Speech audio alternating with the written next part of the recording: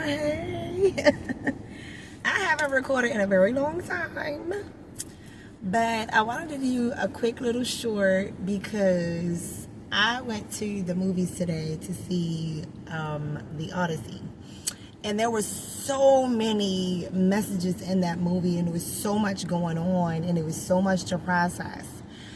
And the biggest thing I want to do is kind of condense it, not for the sake of like taking away from the movie, however, for the sake of helping you to kind of better understand the underlying tones of the movie. Okay, so Odyssey was freaking great, and the biggest thing that I picked up from him was basically battling with his faith, battling with his journey, his acceptance of himself, the weight that he bared in terms of holding the weight of others, because he cared so much about his men and wanting to get his men home. He cared more about his men than his men cared about themselves. And he bore the weight for them. And the gods kept saying, why are you bearing the weight for these people? Why are you bearing the weight for these people? And it was humbling because he was humbled through the process of everything that he was doing. Like, he was learning how to let go of the things that no longer served him and find the things that do, to basically adapt and change his way of thinking. Sometimes you have to be the catalyst, and you have to be the oh, that's so sweet. He opened the door for his wife. Sometimes you have to be the catalyst, and sometimes you have to be the I want to say martyr, because it has to start somewhere, right? It had the change, like Mahatma Gandhi said, be the change you want to see in the world, right?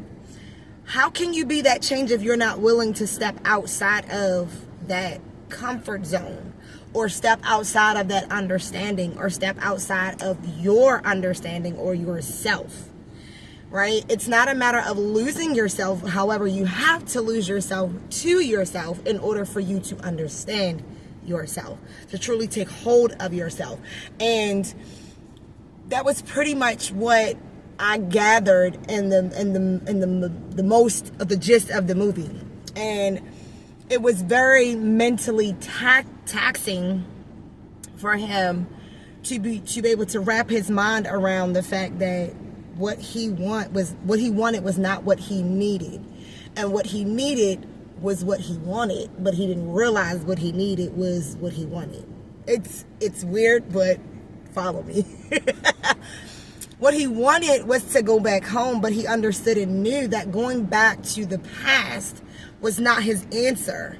Like, he knew that going home would be the place of freedom, yet at the same time going home, it would not be home anymore because of what he has already transgressed through, what he has transpired through.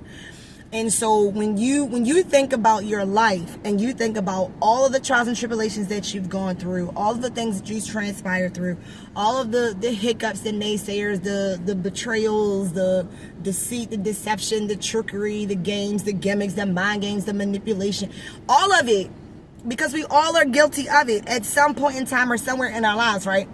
When you take it all into consideration, the only thing that reigns is the truth.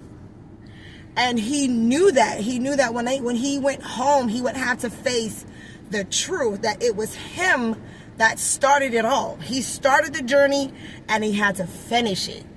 And that is where I feel like we fall off and we fall short. We have to learn that when we start our journeys, no matter what we say, no matter what we do, no matter how we say it or do it, who we cross, or whatever the case may be, whatever you started, you have to finish. You have to basically see it through to the end, even if that means your own demise. Because sometimes you have to die to the old versions of you so that you can reign and wake up and be new, right? to start over, to start fresh. You can't do that if you're too scared to let go of what once was and who you used to be. You're not that person anymore, right? You're not that version of yourself anymore. Like you needed that version of yourself to get through that portion or part of your life. You no longer need that version of yourself to do that. Not to say that that version of yourself wasn't important. It was important for the time that it was important. However, it's no longer valid now. And that doesn't mean that you demean it or you take it away or you disregard it. It basically says you acknowledge it, you own it, you accept it, and you recognize and realize that I need more to move on. And needing more means that I need to change. I need to be different. I need to face who I once was so that I can know who I am and where I came from. However, I also have to own it and accept it so that I can move on, so I can move past it, because I am more than just that version of myself, right? I am more than just that version of me. I'm no longer that person that I used to be. I'm someone else. I'm something new.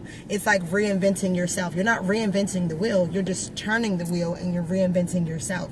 You're becoming something different.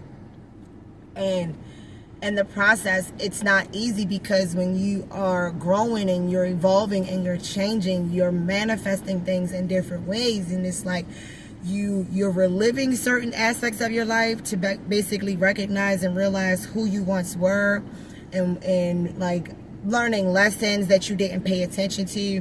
And now it's like, you're able to actually like come to terms with it and see it from a different perspective, especially when you start to really mature and really grow up and really evolve and really change. You're no longer who you used to be, and that's okay. It's okay to be different. It's okay to walk away from what once was and take hold of what is now to be.